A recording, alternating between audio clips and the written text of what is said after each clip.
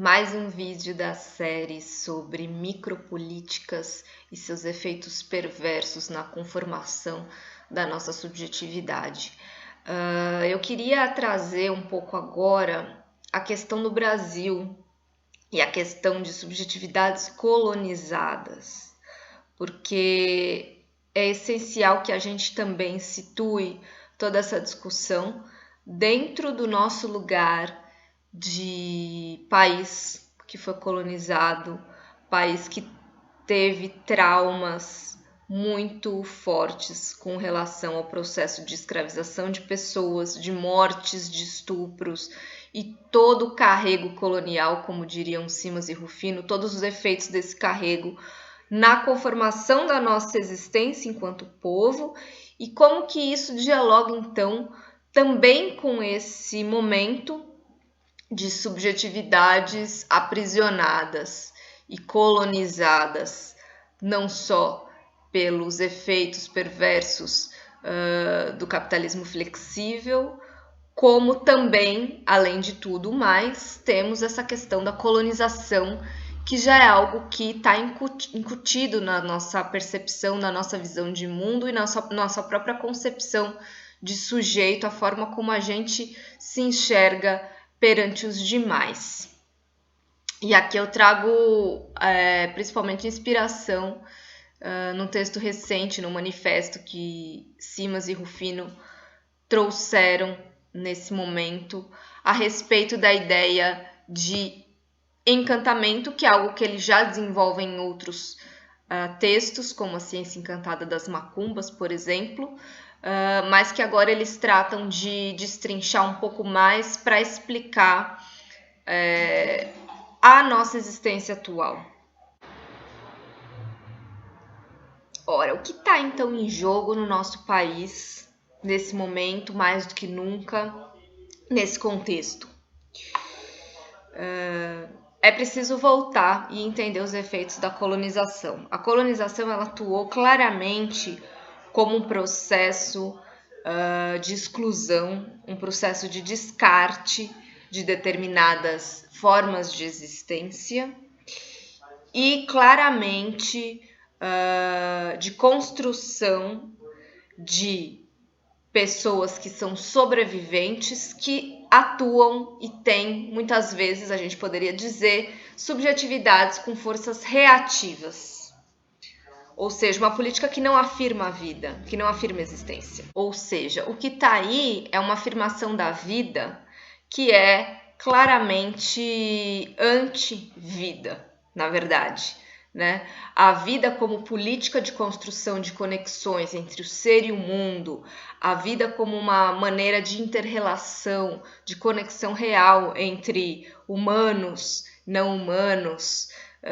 corpos e espíritos, entre crianças e ancestrais, entre o tempo de hoje e o tempo de antes, e a permanência e outras formas de temporalidade. Tudo isso meio que foi apagado, ou pelo menos foi uma grande tentativa de apagar, de destruir, de massacrar formas de vida potentes. Essas formas de vida potentes não interessavam ao regime colonial. Não interessavam porque eles traziam outras formas de existir, outras formas de praticar o saber, que se colocavam em oposição a um projeto normativo de país que precisava estar dentro de um modelo, ainda que uma cópia muito mal feita das questões dos modelos europeus. E aí incidiu-se então sobre os corpos, de uma maneira a matar, ou pelo menos tentar destruir todos esses sistemas de fundo que todas essas heranças traziam consigo. E é um projeto, vão dizer Simas e Rufino, que deu muito certo. Não é à toa que a gente tem essas idiosincrasias do nosso país até hoje. A gente tem realmente a formação de populações que se enxergam como sobreviventes e que atuam, mesmo que inconscientemente, de forma reativa, privatizando a sua existência e negando, sendo incapaz de construir formas potentes de vida. Só que ao mesmo tempo que tudo isso aconteceu, a gente tem uma grande vantagem, digamos assim, porque a gente ainda tem reminiscências, a gente tem elementos que permitem a gente transcender essa situação pelas nossas heranças indígenas, afro-indígenas, que são ideias que eles tratam como a noção de encantamento da existência. Encantamento aqui, de fato, atuando como uma política de afirmação da vida, de reinvenção, de reconexão de outras formas de existir, de outras formas de praticar o saber. E isso é muito evidente quando a gente pensa nas religiosidades, mas não só. Eu acho que a gente tem que ir para além da ideia de religiosidade e pensar esses saberes, essas formas de enxergar o mundo, de fato como filosofias e de fato conferindo a elas o posto necessário de igual para igual com epistemologias, digamos assim, mais europeias. E eles até falam, não se trata de descartar as contribuições, que foram muitas, de outras epistemologias, mas de trazer essas epistemologias outras, cruzando-as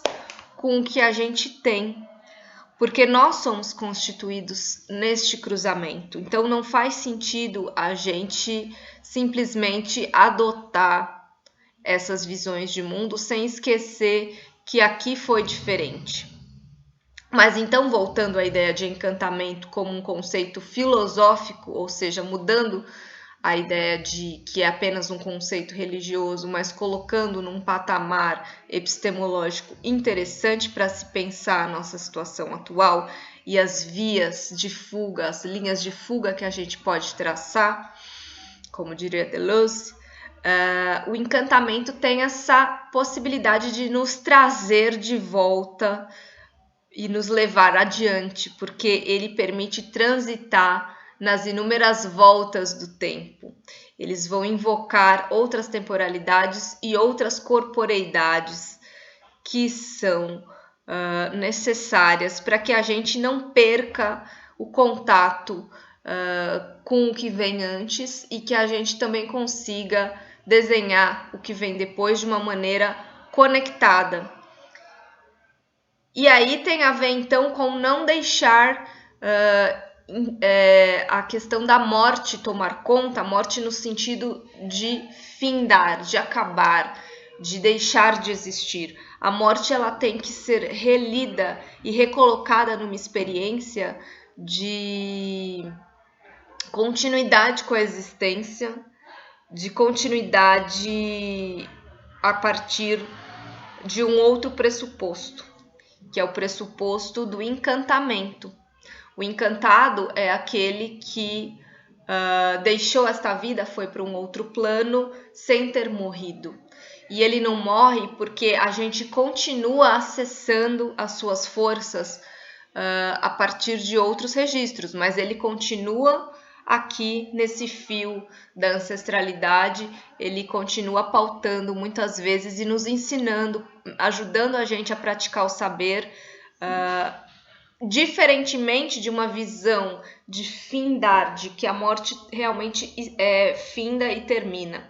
Porque eles vão dizer essa ideia de morte como fim,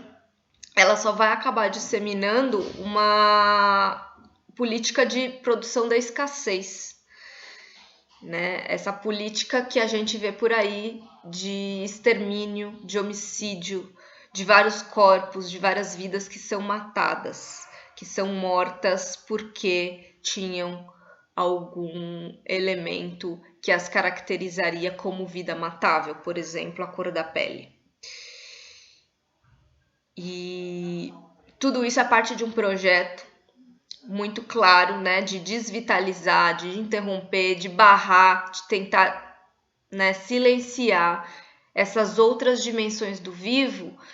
que precisam transitar de uma outra maneira, que a gente precisa entender, então, o nosso país, a nossa situação, como tendo essa possibilidade, né? Não nos fixando em pressupostos ocidentalizantes, mas entrando de fato naquilo que o dispositivo do transe nos permite, que é circular por diferentes esferas, poder viajar, digamos assim, nessa pluralidade de existências que não são só aquelas heteronormativas e antropocêntricas também, porque aí, quando a gente entra nessa dimensão, a gente vai perceber o contato, a relação com seres como plantas, animais, espíritos. E aí a lógica da mortandade, ela se espraia e a gente consegue, então, usá-la para abastecer, para alimentar a vivacidade da nossa existência. Ou seja, integrando a morte como algo que ajude a entender a nossa vida,